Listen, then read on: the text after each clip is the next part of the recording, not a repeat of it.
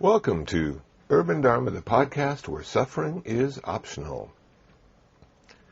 This is Reverend Kusla coming to you from downtown Los Angeles, from the International Buddhist Meditation Center in the heart of Koreatown.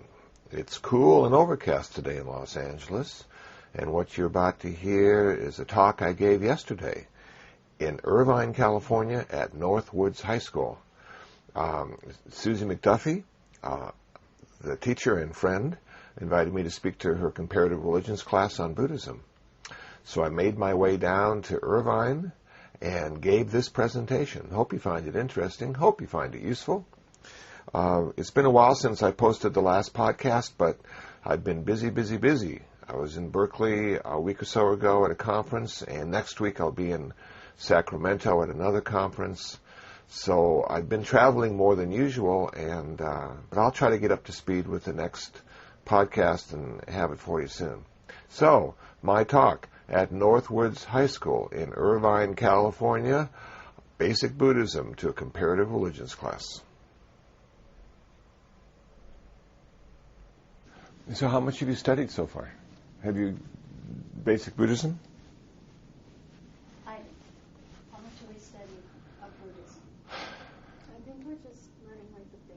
The basics? Okay. Do you know the story of the Buddha? Kind of. 4 Noble Truths? Yes. Eightfold Path? Yep. 2 kinds of meditation? Samatha, Vipassana? No. Yoga. Okay. Cool. Okay. Well, that gives me some a starting point then. Almost done with the chapter. Almost done with the chapter on Buddhism? Yeah. Okay. And, we're putting it together. Cool. I'll sort of wrap it up for you then. Wrap it up and get it going and Okay. all of that. Thank you. Okay. All right. Well, I'm happy to be here. It's sort of a long ride, but I get to do carpooling, so it makes it a little bit easier until I get to the entrance of your school, and then there's like more people than on the freeway. It's amazing. So let me tell you why I think the Buddha was a cool guy. Did anybody see 300 yet? Yeah. Okay. Wasn't that a cool movie? You know? And the thing I liked about that was it really, if you're a guy, it really made you feel like a guy. It just, and now, if you're a woman, you probably want to go have some Spartan children.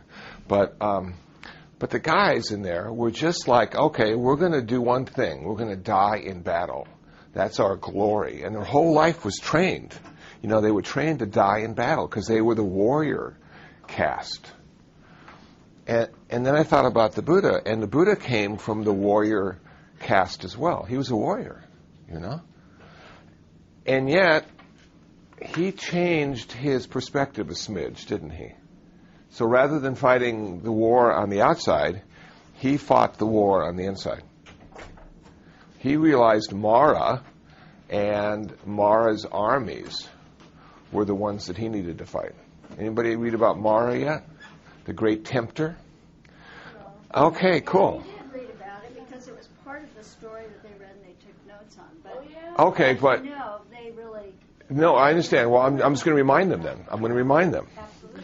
Okay, so the thing about the Buddha that's different from all other religions is that he was a religious guy. He believed in the gods of India, but he also realized there was one thing that the gods of India couldn't do, and that was end human suffering. And I bet you, if you believe in God today, and you prayed to God and said, God, please end human suffering, I don't know if he or she would. It seems we've been suffering ever since there have been humans on the earth. And the historical Buddha, Siddhartha, woke up to that. He went into the streets of the city, the best story, and he saw these 4 things. He saw the old guy, the sick guy, the dead guy, the holy guy. Remember that story? He's in the streets. And he really hadn't seen that many sick people before. And I'm thinking to myself, well, how can he not see sick people? And then I thought about my life. And I don't see a lot of sick people, because those sick people, if they have health insurance, are in the hospitals. So we don't really have to look at them very much, or even help them very much. And then how about really old people? He didn't see a whole lot of old people. And sometimes we don't see a whole lot of old people either because we put them in rest homes. So we don't have to look at them. And then when people die, what do we do with them? Well, but before we bury them under the ground, we comb their hair, and we put some makeup on their face, and we buy them some new clothes and shoes like they're going someplace, right? And so we sort of hide from the realities of our life in the same way the Buddha's parents tried to hide him from the realities of his life. But then he saw this yoga guy, this yogi, this mendicant, this ascetic, this spiritual person all dressed in white. And that changed his view because he realized at some level that was the answer. That was the answer to the difficulties of life, a spiritual path. And people in India, even today, are very spiritual. They have more religions there than I think any other country. And they had them back then, too. So, at the age of 29, the Buddha finally had his first child, named him Rahula. Anybody know what Rahula means?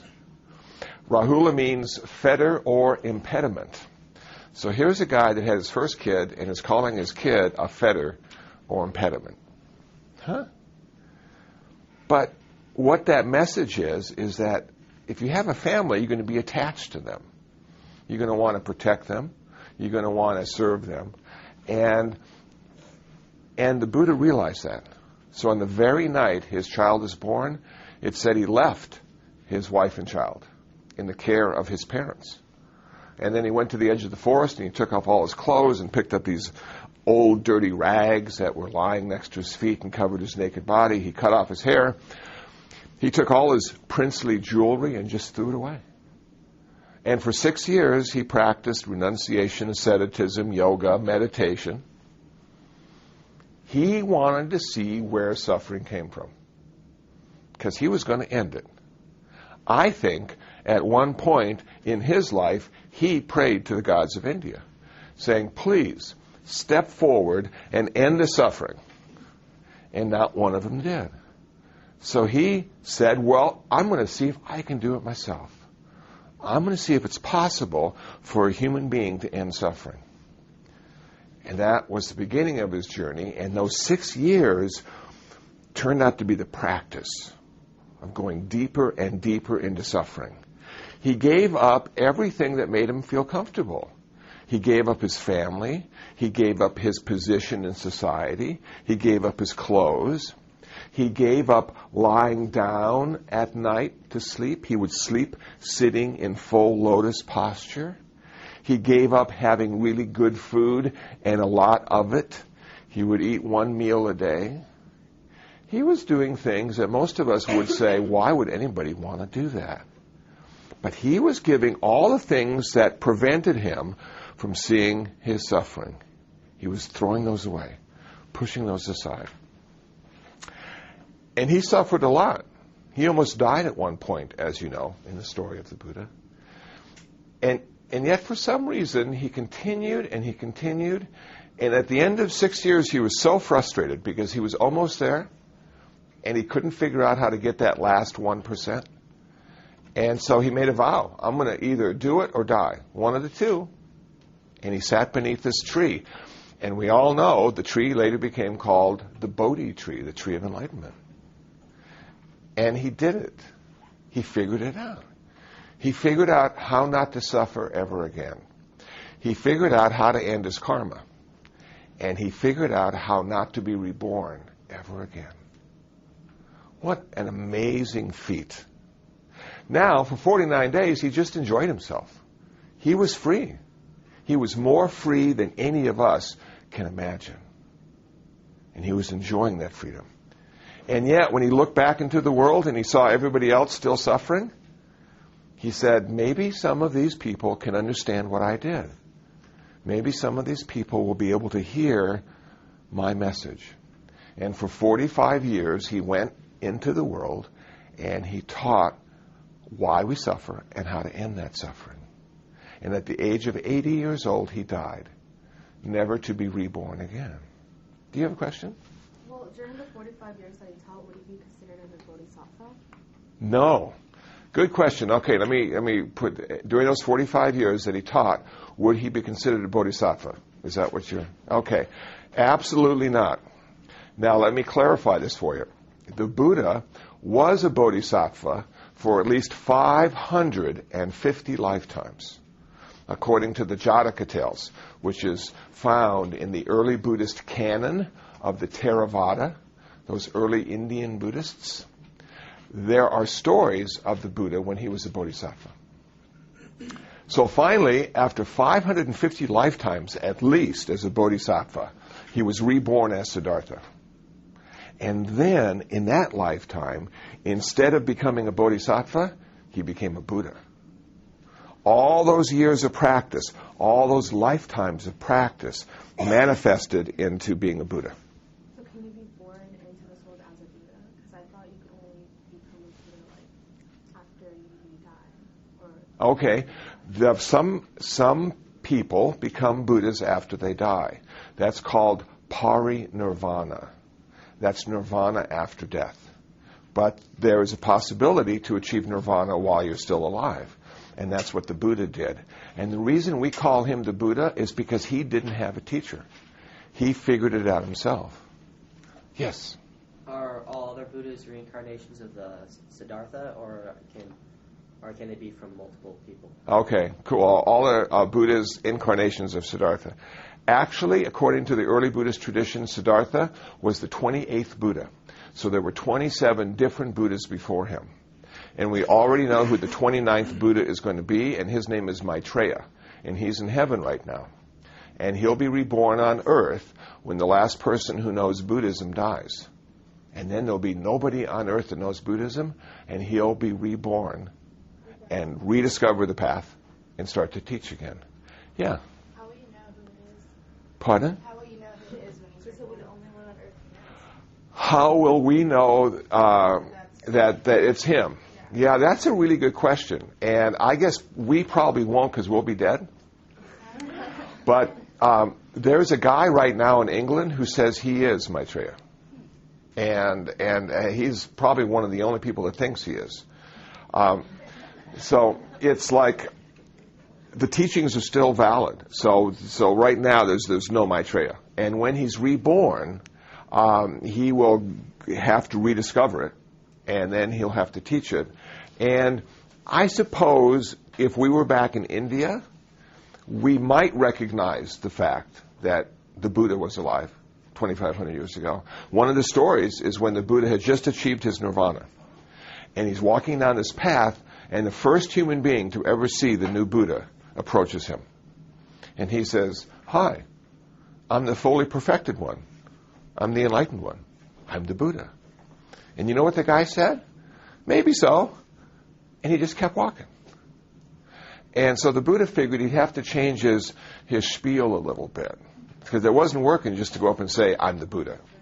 So I live in downtown Los Angeles in Koreatown. So can you imagine me walking down the street and say, "Hey, I'm the Buddha"? And they would go, "Yeah, sure," and they just keep walking. And so the thing that the Buddha decided to do was teach. He said, it really doesn't matter if people think I'm the Buddha or not, because by being the Buddha, it's not going to change their life. I can't make them perfect. I can't end their suffering. I can only tell them how I ended my suffering. And that's when he gave his very first talk. It's called the Dhammacakkappavattana Sutta. Easy for me to say. And that means the turning of the wheel talk. And in that talk, he said, I have discovered 4 truths. And those truths are even true today. And the first truth he discovered was that life sucks. It's really hard to be a human being because we're born. And because we're born, we have to get sick, we have to get old, and we have to die. And if that's not bad enough, everything we like and really want to have in our life, like those iPods, 5th generation, they're going to be taken away from us. And you know who's going to take it away? Impermanence and change will take it away. One day you won't be able to find it. One day it'll be broken. One day it'll be stolen. Life works like that. And then he went on to say, you know, there are a lot of people in this world that are very uncomfortable to be around. And there are a lot of places we don't want to be in. And if you're around those people and in those places, you're going to suffer. That was his first truth. He said life is ultimately unsatisfactory. Now, he didn't say it was always unsatisfactory. He said there are moments in our life when it's really fun. And we're really happy to be alive and really happy to be a human being. But the problem with those moments, they change. They don't last long enough. They never stay the same. First truth, yes? I had a question about the reincarnation of the Buddha. Reincarnation of the Buddha. No. The person who's coming in after all the people. Okay. How long do you think that would take? Like what time? Like When will the next Buddha appear on Earth? Yes. When the last person who knows Buddhism dies. That's going to be a long time. Yeah, because we're working really hard, and now there's like iPods and Dharma talks on that, podcasts, and you go into any major bookstore and there's tons of books on Buddhism. Is that bad? That's good, because that means more and more people will know about Buddhism. It'll take longer for it to die. But don't you want the new Buddha to come back? Well, actually, no, because the teachings of the last Buddha still work. So the most important thing are the teachings, not the Buddha. Isn't that interesting? Like you know, when people think of Christ, do they think Christ is more important than the teachings? No. Really? Yeah, maybe. Maybe so. Because what was Christ? Christ was the Son of God, wasn't he? So it was really cool to have the Son of God on earth. But like the Buddha was just a guy who figured out how to end suffering. And his message, the teachings, are the most important part of all of Buddhism. It's even more important than the Buddha. Yeah. Are you a Theravada? I'm sorry? Are you a Theravada? Am I a Theravada? Yeah. Okay, let me tell you what I am. That's a good question. I'm ordained in the Vietnamese Zen tradition, so my ordination is Mahayana. But my teacher came from Sri Lanka, and I studied with him for like 16 years. So when I talk about Buddhism, I talk about it in a Theravada way. So for Christians, I tell them I dress like a Protestant and think like a Catholic. And that's the difference between Theravada and Mahayana. Because, like, my understanding was that in Mahayana, there's still, like, some sort of God, or, like, at least the idealized Buddha. Okay. And then in Theravada, like, I thought Buddhism didn't really have a God. Okay. That's a good. Okay, so now the question is sort of like, I thought in Mahayana that maybe they made Buddha into sort of a God figure, Godhead, and yet in the Theravada they didn't seem to believe in God at all, even though the Buddha believed in God, or gods. Was that sort of like what you were saying? Kind of, because I used to be Mahayana. You used to be Mahayana? Yeah, And what are you now? I'm Christian. Okay, cool. But, like, when I was in Korea with my grandmother, Yeah. we used to go to the temple all the time, and we had bodhisattva statues. Bodhisattvas, yeah. Right, and then the only, like, Buddha statue was actually inside the temple. Yep. And we used to, like, chant and, like, we'd, like, bow down to the statue. Mm-hmm. But, like, I don't know. That's what I thought it was. But, like, now that I'm studying Buddhism, Yeah. it says that Buddhism doesn't really have a God. Right. So I'm kind of like... Okay, let me clarify that for you. So the last sentence was, maybe Buddhism doesn't really have a God. Right. Okay, well, the Buddha believed in the gods of India, but he realized the gods of India couldn't end suffering. So Buddhism is about ending suffering. It's not about finding God. If you really want to have a relationship with God, be a Christian. Really. I mean, because they know how to do that. You ask a Buddhist how to have a relationship with God, they don't have a clue. Now, does that mean that Buddhists are atheists? Yeah. Well, you would think so, but the answer is absolutely not. Buddhists are non-theistic, not atheistic. That means they don't know. That means God is not important to a Buddhist, because God can't end suffering. So, are there Buddhists that believe in God? The answer is absolutely. I've met many Buddhists that believe in God, but it's not because of Buddhism. It's probably because of Christian missionaries, or Hindus, or Muslims, or Jews, or all the other religions that believe in God. Yes? I thought the definition of religion was that you worship some sort of higher power. Okay. That's one of the religion. Okay, but let me finish this first, and then we'll get back to that. Remind me, though, okay? If I forget. Okay, so some Buddhists do believe in God, but not because of Buddhism. Some Buddhists don't believe in God. Some Buddhists are atheists, but not because of Buddhism. It's because of something they feel is real or not real. And then there are a lot of Buddhists who just don't know or care. They don't mind people believing in God. It's not like believing in God is wrong. It's like believing in God won't end your suffering. And Buddhism is about ending suffering. And that's all Buddhism is about. According to the Theravada. So, a lot of Buddhists in the Mahayana tradition, which is the Reform movement, those are like the Protestants, okay, they said, there isn't just this one Buddha guy who died. The Buddha had 3 bodies, a Trakaya. And one of the bodies was like the body on earth, and one of the bodies was like the body in heaven, and one of the bodies was like the universal power or energy thing. Does that sound sort of familiar? And then you go, wow, yeah. So the body on earth was just the body on earth. But that wasn't who the real Buddha was. Theravada says, no, come on, give me a break. The Buddha was a human being who found the answer to suffering, and he died. And that's it. Nothing special about that, other than the fact he became a perfect human being. That's pretty special. But he never became godlike until the Mahayana.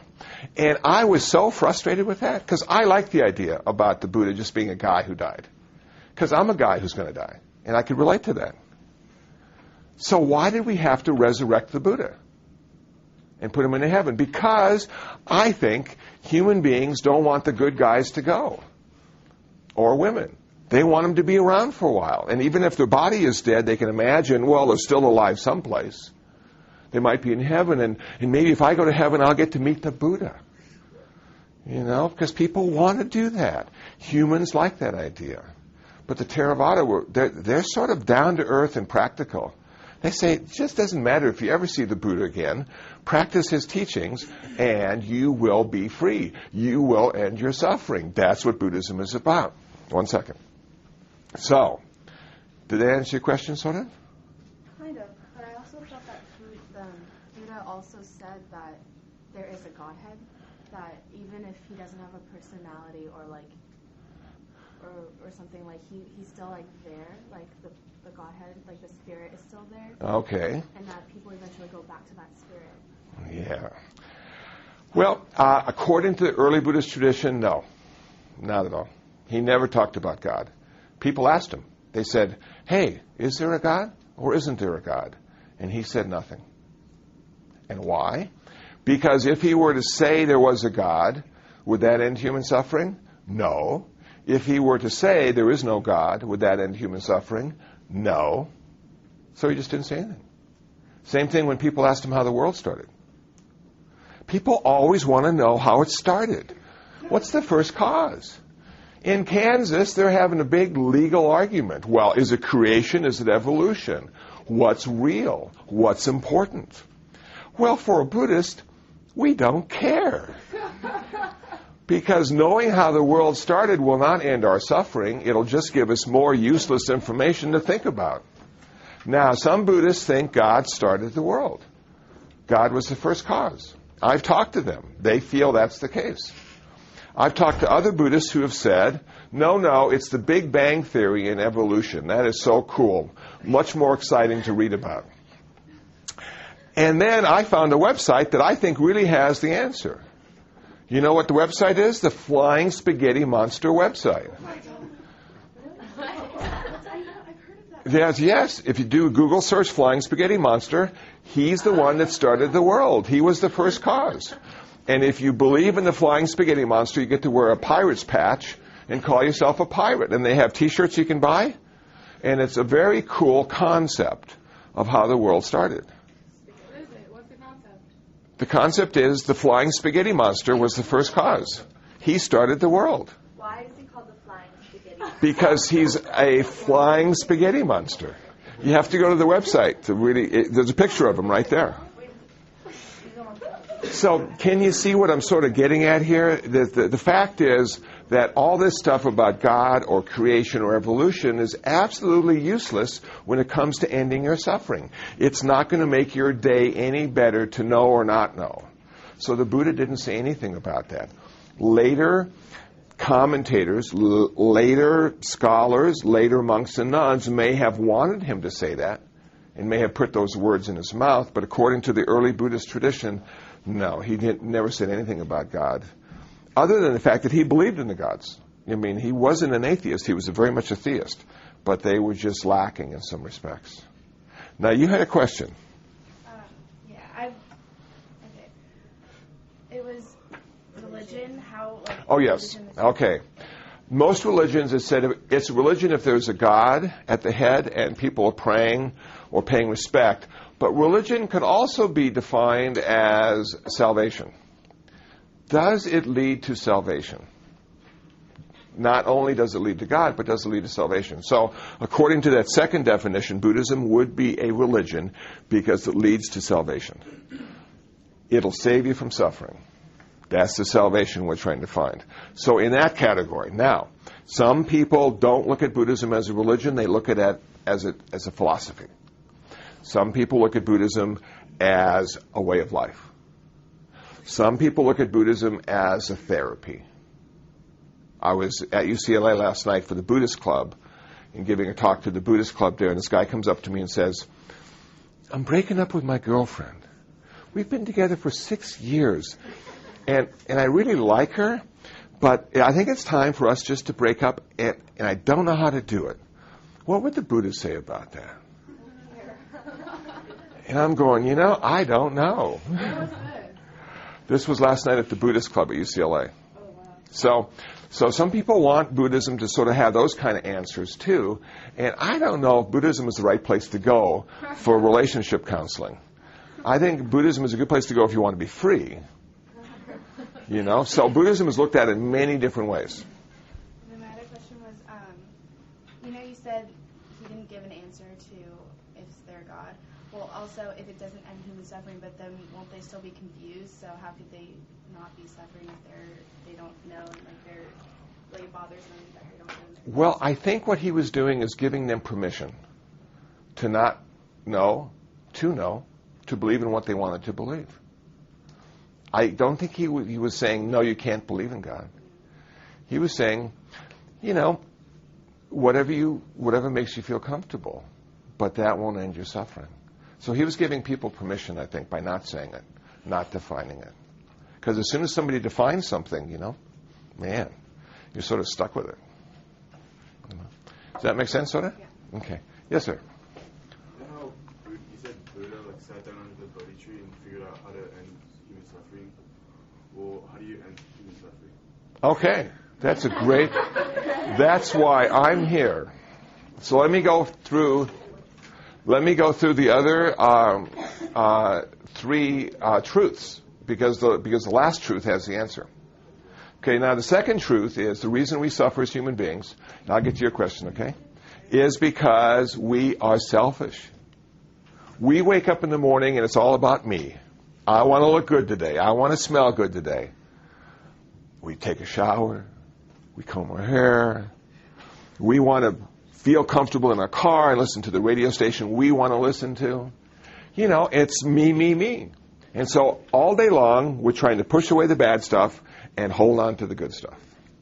And Buddhism says you can't do it because you are born with original ignorance. You do not see the world the way it really is. Anybody see The Matrix with Neo? When he woke up, he finally saw the world the way it really was. What a cruddy world he lived in, huh? Because before that, remember when everybody was sleeping in the Matrix and they would walk around and have jobs and have cool clothes and eat steaks and stuff? And it turned out to all be a big illusion. Neo woke up and he was in this, the Ebenezer, that sort of submarine-like thing, and he had to eat porridge now that tasted terrible, and his clothes weren't very cool, and man, that was real.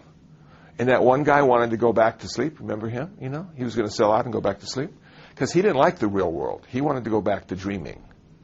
So we are dreaming. We do not see the world the way it really is. That's why we can't make our life perfect. Third truth. Third truth is nirvana. Nirvana is the end of suffering. Nirvana is the end of karma. Nirvana is the end of all future rebirths. And I'll get to that. That's a very important concept. Fourth truth. The way to end suffering. Noble Eightfold Path. This is the way to end suffering. Right view, right intention, right speech, right action, right livelihood, right effort, right mindfulness, right concentration. Those 8 path factors allow us as a Buddhist to achieve our perfection, to achieve our freedom. Now let me just go through those real quick, because this is the answer. This is the whole ballgame right here. Those 8 path factors can be put into 3 categories: personal discipline, mental purification, and wisdom. In the first category, we have 3 path factors: right speech, right action, right livelihood. The Buddha said there are 4 kinds of speech that always increase our suffering. They are false, malicious, harsh, and gossip or idle chatter. Those kinds of speech always increase our suffering. When I was a volunteer at Central Juvenile Hall, I was there for 5 years with a bunch of wonderful young people who were really unskillful and suffering a lot. I said, if you want to suffer less today, say to the staff here, please and thank you, and you will suffer less. And they'll be impressed. It can be as simple as saying the right words to start to end your suffering. You don't have to sit for a long time in meditation to end your suffering. You just need to be more skillful in what you say. Then we go into right action. There are 3 kinds of action that always increase suffering: killing, stealing, sexual misconduct. Now, what's the problem with killing? It's really hard to be born. It is so hard to be born. How long was it before you were here? A really long time. And if you're a Christian, this is your first time. Welcome! You finally made it. If you're a Hindu, welcome back. Good to see you again. You know? Now, you're only here for 50 or 60 years, and then somebody kills you. And you may not have even gone to church enough to figure out how to go to heaven. Killing creates an awful lot of suffering. People say, well, how do I practice not killing? I say, start big. I say, tomorrow morning, when each and every one of you wake up, say to yourself, today, I'm not killing any human beings. And you walk out that door with confidence that you can do it. You can go through your whole day without killing one human being. And when you get really good at not killing human beings, then you wake up and say, today I'm not killing any lions or tigers or bears either. And you walk out that door with confidence. You can do it. And when you get really good at that, then you wake up and you say to yourself, today I'm not killing any mosquitoes, ants, cockroaches, or flies. But you don't know That- if you kill ants, you walk on them. That is so hard. 3 o'clock in the morning, that mosquito's buzzing your ear. Don't you just want to whack that sucker out of existence and go back to sleep? Of course you do. But now you're practicing. You're practicing not to kill, because you start to realize that each life is special because each life was born, and it's so hard to be born. Even for a mosquito, it's hard to be born. And they're not here very long at all. Now we go into stealing. If you take stuff from people that they think they're own and they're just using, they will be really disappointed. You know, I used to have an Opel Manta. It was flag blue. It was my first brand new car, $3,700 out the door. And I really liked that car. It was so cool. And I went in my car one day to go to work, and you know what happened? It didn't start. They had stolen my radio. Somebody took my radio. I just got the car. It was an AM/FM cassette. Did you lock it? I did lock it. And they got in anyway. And I was mad, and I yelled at my car. I said, car, who owns you? I'm making the payments. Don't I own you, car? And I listened carefully, and my car said nothing back. And I realized I didn't really own my car at all. I was just using it until somebody wanted it more than I did. Man, And then I went and looked in the mirror and I said, hey, do I own me? Can I prevent me from getting old? Can I prevent me from getting sick? Can I prevent me from dying? And I said, no, I don't even own myself. How could I own a car? But you know what? We think we all own stuff because every time we go out and buy something, they give us a receipt. We go, wow, this is so cool. I own it now. Now I need to clean it and protect it, use it, and not abuse it. Okay. But do we really own stuff? I don't think so. But we think we do, and when we think we do and somebody takes it, we are disappointed. We get angry. We get confused. I had the receipt. It was mine. But it's gone now. And now we come to the hardest one of all. Sexual misconduct. What is sexual misconduct in 2007? It seems that everything is okay.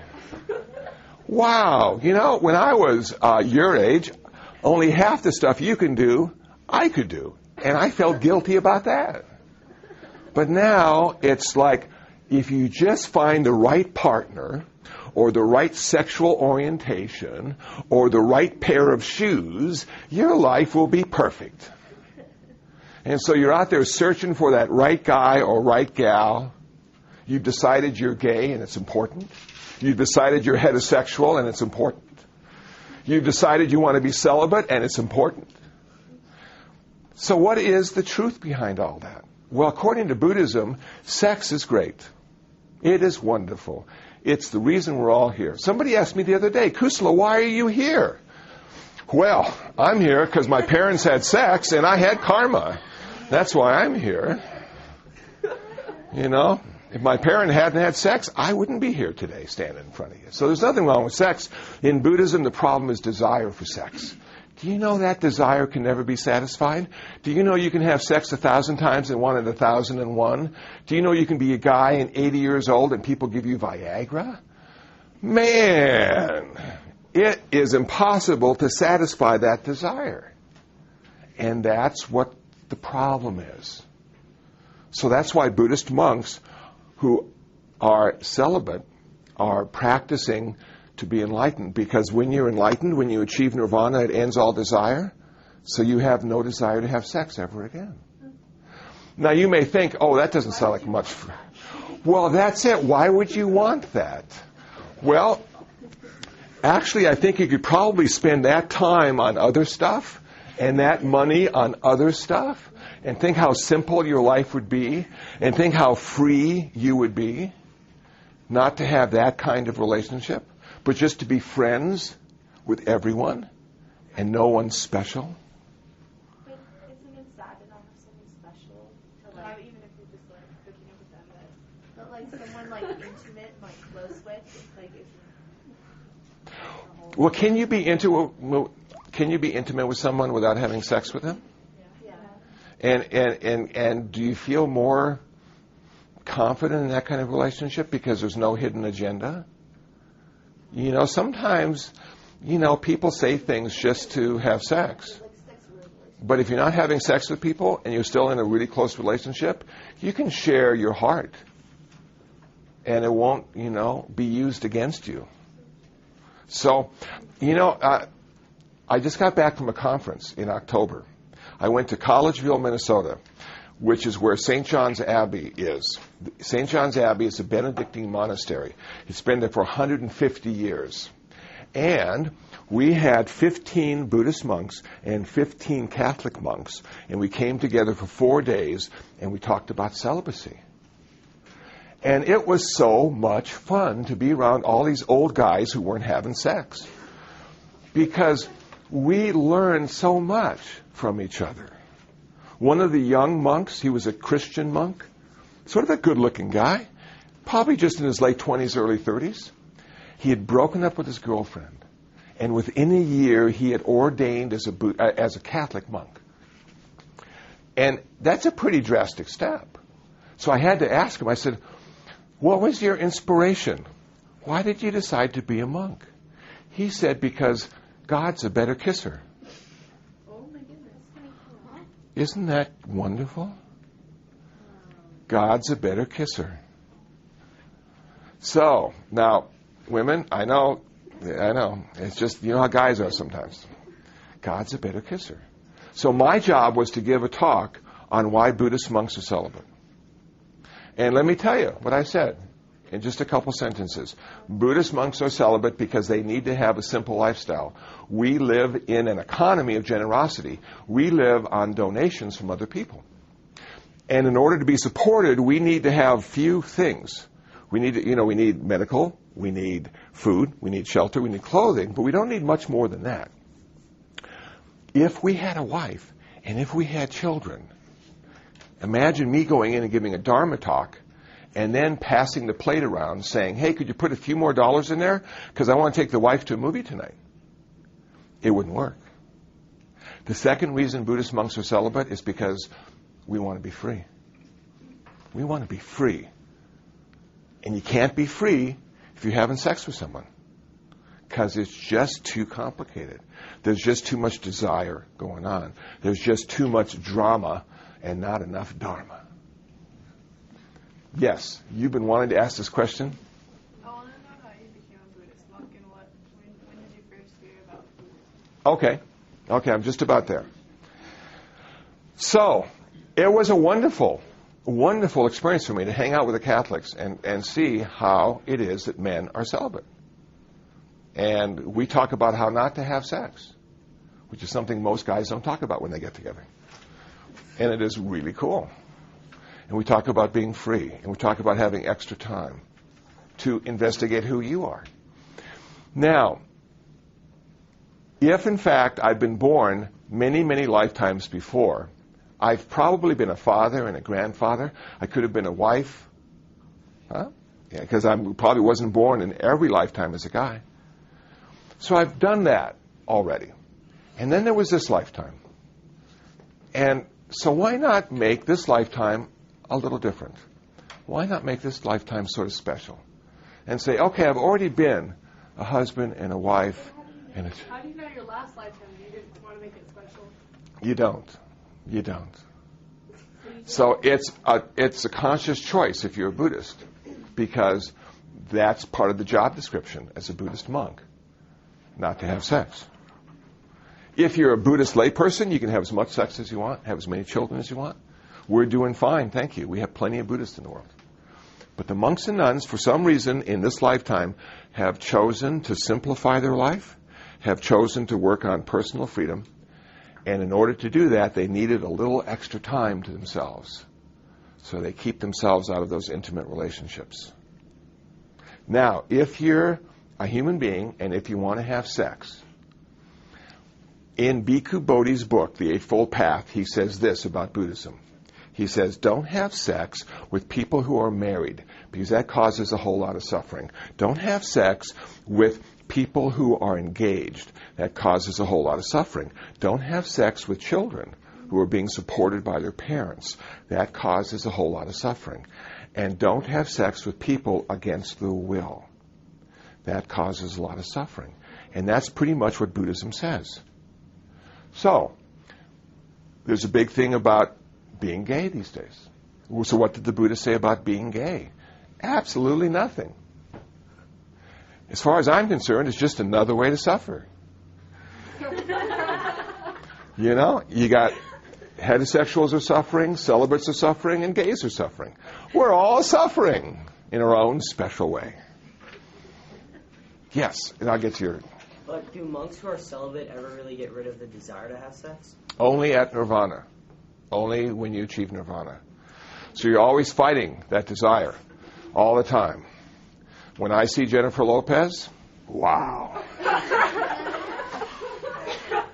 But what do? Do we go out and find Jennifer Lopez and say, I want to have sex with you? Or I found Pamela Anderson. Well, yes. Well, sometimes you just sort of watch the desire arise, because I know most of the times when we want to have sex, we're not going to be able to have sex. It just happens. All of a sudden, you're walking down the street and you want to have sex, and there's nobody around. You go, okay, well. So what do? Well, you just sort of watch the desire there You sort of marvel at how strong it is and how the will of the universe to replicate itself, over and over again. It's just an amazing energy. And then it goes away. It always comes back, but it doesn't stay there forever. So it's that sort of thing, You don't get rid of that desire, but you start to become aware of it and you start to work with it to try to understand yourself and how you relate to that. So it's an interesting challenge, to say the least. Now, I'm going to get back to how to end suffering, but first I want to talk a little bit about how I became a Buddhist, and then we'll get back to that, okay? I became a Buddhist in 1980. When I was born as a Lutheran, and my father was a very conservative Lutheran, and we went to church a lot when I was a young person. But then I went to high school. And I went to high school in the 60s, and in the 60s it was very important to question all authority and not trust anyone over 30. So that's what I did. I said, okay, I don't believe Nixon. I don't believe my religion. I don't believe anything anybody over 30 says to me, because they're all lying to me. I am going to be independent. I am going to be a nonconformist with the other 10 million people who want to be nonconformists. And then I turned 30. From 28 to 30, I was depressed for 2 years. I said, I'm getting old now. I'm joining the other side. I'm going to be one of them, and there's nothing I can do about it. And I said, people who are 30 die quickly. I'll be dead before 40. I had just watched a movie called Logan's Run, where they have this crystal planted in their palm, and everybody that turned 30, it glowed, and then they found you, and nobody ever saw you again. And the whole culture were under 30s. And I'm going, oh man, this is it. Well, I said to myself, if I'm going to die, I'm going to have a religion. And I went out and purchased Houston Smith's book, World Religions. And I read the chapter on Buddhism twice, and I said, that's the religion I'm going to be. And then I got another book, the phone book, and found a meditation center. And I started to meditate. So I wasn't divinely inspired. I didn't have some great insight into how important spirituality was. I was just getting old and wanted to die well. So far, I'm doing pretty good. I haven't died yet. So that's sort of cool. I've had a long time to practice. Now, did I want to become a Buddhist monk? No. Who wants to be celibate? I mean, you don't go in and say, oh, I can hardly wait to be celibate. At least I didn't. But as I practiced and studied and started to meditate, it started to change me a little bit. And then my teacher said, Kusala, this is an opportunity that most Americans don't have. In the old days, Americans would have to go over to Asia to get ordained. But you can be ordained right here in America. And Kusala, I know you're working, but you don't have a career. Kusala, I know you have girlfriends, but you don't have a long-term relationship. Have you thought about being a monk? Have you thought about doing something you really want to do? Something you have passion for? Kusala, do you have courage enough to change your life? To make an intention to go in a new direction? Well, those words really struck home, and I started to think about that. And now I'm like 42, 44 years old, and I'm thinking to myself, why not take a chance? Why not do something for the first time in my life that I really wanted to do? Instead of working just so I could have enough rent or make car payments, why not live a life that's filled with passion? So I started to become a monk. I became a novice monk in 1994, and I became fully ordained in 1996. And I didn't know what monks were supposed to do. I had seen Kung Fu with David Carradine back in the 70s. He had a flute and he walked from town to town. I didn't know if I wanted to do that. And then I answered the phone, and it was California State Prison for Men up in Lancaster, California. Kusala, can you come up and be a volunteer? I got a lot of Buddhists up here. I'm the Catholic chaplain, and I don't know what to say to them. You know what I said? I said, you guys got Buddhists in prison? Man, every book I read didn't lead me to believe we went to prison. We had kindness, compassion, and wisdom. But we're also end up in prison. So for a whole year, I was a volunteer up in state prison talking to these guys. These guys killed people, and they were just terrible people. And yet, each one of them was suffering. And the message I brought to that prison was important for them to hear. I remember one of the most interesting parts of it was they said, Kusala, can you bring us some incense? We'd like to meditate with incense. I said, hey, no problem. I brought up 10,000 sticks of incense. And within 2 weeks, they were gone. And I said, you guys can't be meditating this much. Where's the incense? Oh, we sold it. Underground economy. I'm the supplier. I said, no more incense. I didn't come up here to make you guys, sellers. I came up here to give you guys some freedom. Then for 5 years, I was a volunteer at Central Juvenile Hall, downtown Los Angeles, talking to young people about how difficult it is to be young, how difficult it is to be a human being. Wow, what an interesting experience that was. One of the girls there, I said to her, what do you miss most about being in Juvenile Hall? Do you miss your family? Do you miss your friends? She said, no. No, the thing I miss most is carbonation. We can't have sodas here. So it's just like, yeah, I guess we all miss things, when we go to Juvenile Hall. Then I became a chaplain at UCLA. And I've been there 6-7 years now. And we have a Buddhist club that meets every Tuesday in the Catholic Center. We have an on-campus identity now that it's okay to be Buddhist, and we have a club, and we have actually events together. The Buddhist club at USC, the Buddhist club at Irvine, and the Buddhist club at Riverside get together with the Buddhist club at UCLA. They call it SCUBA, Southern California University Buddhist Associations. And they have barbecues. Most of it's, tofu though, but they have barbecues. And they have bowling events where they all get together and have teams. The Buddhist clubs will bowl against each other, see who wins. But if you're a Buddhist, there's no competition, You're just doing it because you love each other. Okay, cool. Have I learned a lot? Yes, I learned a lot. Then the medical center at UCLA said, Kusala, would you come and talk to the chaplains about Buddhist patient care and end-of-life issues? Because we get some Buddhists in here, and none of our chaplains are Buddhist, and they don't know what to say to the Buddhists. And I said, okay, well, I'm on campus. I'd be happy to try. And I went and gave some presentations, and it seemed to be pretty well received. And then I was invited to go to City of Hope one time and give a presentation to some other chaplains. And I went there and had lunch. And then the chaplain from the hospital comes over to me and says, Kusala, there's a woman here. She's 24 years old, and she's terminal. She'll be dead in a couple months. And she just found out about Buddhism and has some questions. Would you be willing to go talk to her just a little bit? Well, I was in my presentation state of mind, just like I am now, sort of big and talking loud, and And I said, yeah, I've got some things I can tell her about Buddhism. And I walked across the campus of City of Hope with this chaplain. And I went into this room, and she was in there with her mother. Her mother had a bed in the corner. And when I walked into the room, it took my breath away. And what took my breath away was the fact that there was no past or future in this room. That I was walking into a present moment. This woman was going to be dead in just a couple months. So there was nothing to talk about. Well, what are you going to do when you grow up? What kind of career do you want? How many children would you like to have? And there was no reason to talk about the past either. The most important part of her life was right now. And you know what? I had nothing to say. Because most of the stuff I talk about is past and future. Well, when I got my balance back, I said, how can I help you? What do you need to hear? And she started to ask me some questions. And I started to give her some answers. And we had a unique relationship for those few hours that we were together. Because I had to be there right with her. And I had to feel her pain and sadness and hope for a good death.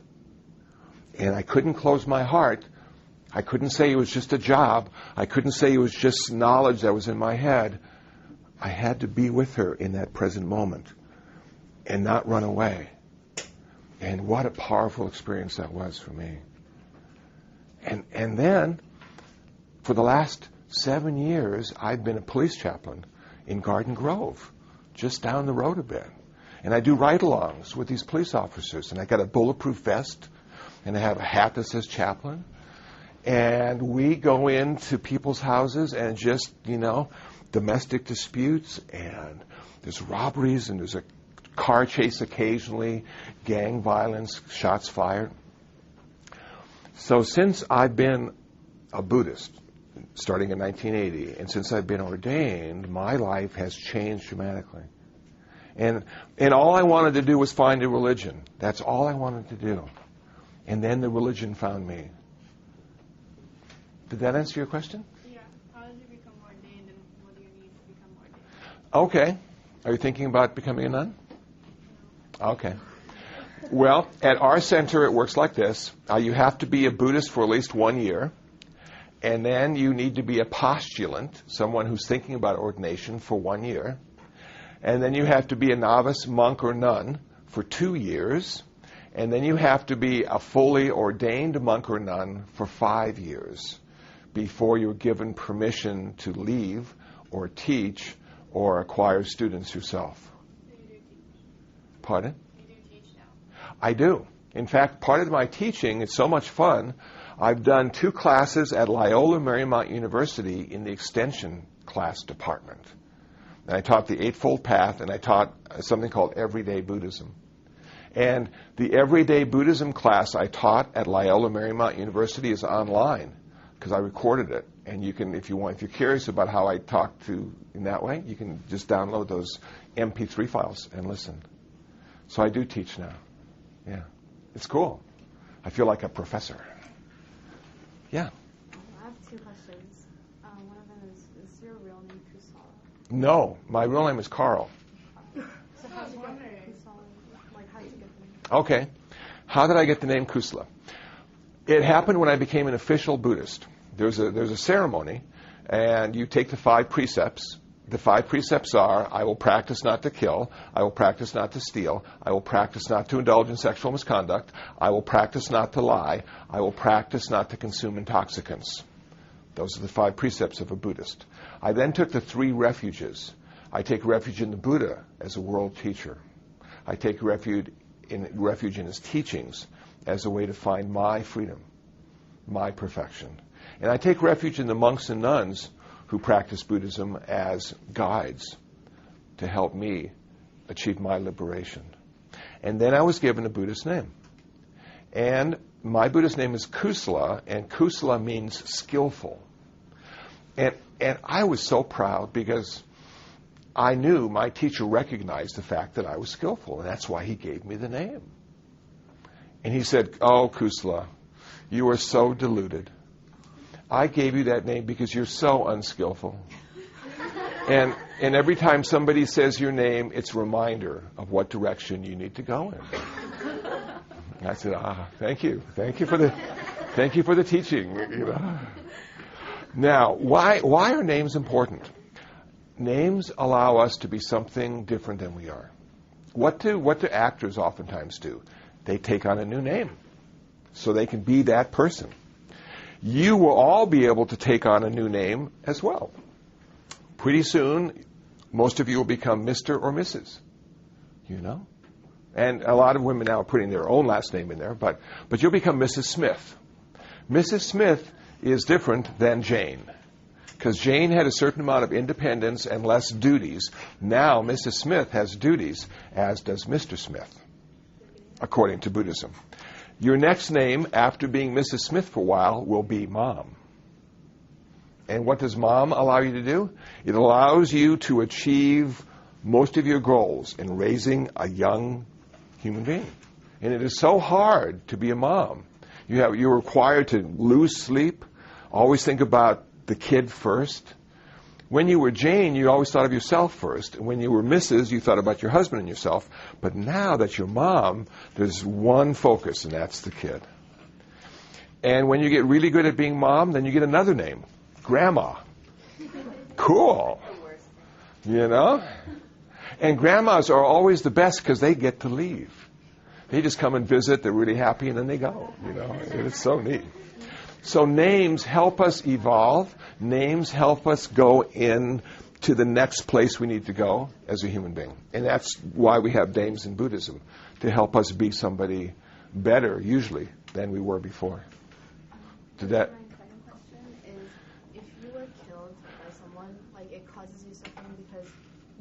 get to achieve or like do Yeah. the stuff you should be doing, but then would you be born as like a higher level or something because you were killed? Or Okay. Sort of like maybe some of the soldiers in Iraq. When they get killed because they're dying in service to the country, do they get heaven reward? Or do they go to hell? Or do they just come back as a human being? Well, let me tell you how it works in Buddhism. And I'm going to get back to you. I didn't forget. It works this way. How much time do we have? 5 minutes. Wow. Okay. Well, I've got to get ready for my next performance. You are born in Buddhism because of what you think, what you say, and what you do. It's the karma. Karma is reborn. This is a gift for you. I'll explain what it is after. And so if you die with a good intention, that intention will be the first thought in the next lifetime. If you die and you really hate the person that's killing you, that hatred will be the first thought in the next lifetime. So can you die without hating the person? And if you saw 300, what did they do when they all died? They all thanked, you gave me a place to die, finally. I can now die in glory and have lunch in hell. I think that was one of the lines. It was a great line. So that's the warrior, you know? And so it sort of works like that. We have 31 heavens. We have 31 hells. So we have a lot of places to go, but the best place is to be a human being. And I've got a website, urbandharma.org. And Susie can write it down on the board for you later. But it's urbandharma.org. So if I didn't answer all your questions, please go there. Urban Dharma. DHARMA. Urban Dharma. If you like podcasts, I have 49 podcasts on iTunes. Go to iTunes and push and do Urban Dharma, and you'll find my podcasts. I have a couple videos now of interviews and stuff. And when I was on the Vibe TV show with Sinbad, playing my blues harmonica with the band, I have the video, and that's online. So please go and see that. There's also a whole bunch of free ebooks on Buddhism you can download if you're curious about Buddhism, and read those. And what I gave Susie, I just had a conference last weekend up in Berkeley, and one is a CD of original Buddhist folk songs by Venerable Hung Sure. And the CD will be coming out in the next couple months, but he gave me a demo copy. And these are songs he wrote and recorded in Fantasy Studios up in San Francisco. And he found some other people to play dulcimer, hammer dulcimer, mandolin, guitar, and banjo. And they're great songs. And then on the flip side is another CD. It was a presentation given at the conference called the Vegan Monologues. And it was about how to be, about the trials and tribulations of being a vegan. And it's a wonderful story. And the guy that tells the story became a vegan because when he was in high school, he fell in love with 2 hippie girls and wanted them to be his. And they were both vegetarian. So he made the supreme sacrifice to be a vegetarian, to get their attention. And they already had boyfriends. But this, I know, it's a sad story, but it's a fun one to listen to. Yes? I can. I brought it with me. And so this is just like a little, this is like a melody of a little happy music and a little blues music. And I put them both together, and we'll see if this thing works, okay?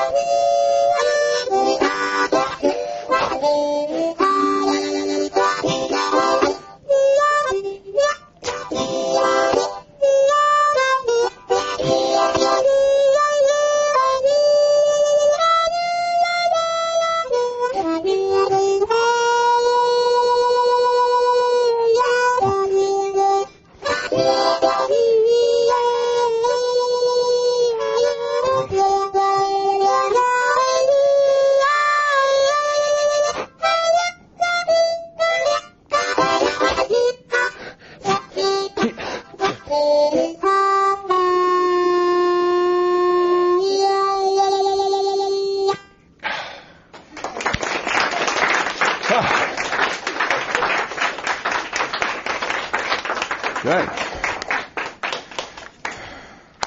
Well, thanks for being a good audience. I feel good now. And I hope your day is filled with less suffering and more happiness. Well, that's it. That was my talk at Northwood High School in Irvine, California. Hope you found it interesting. Hope you found it useful. If you'd like to know more about me, please visit my website, kusala.info. That's KUSALA.info. If you'd like to listen to more podcasts, you can listen to them on iTunes. Do a search for Urban Dharma, or my website, dharmatalks.info. dharmatalks.info.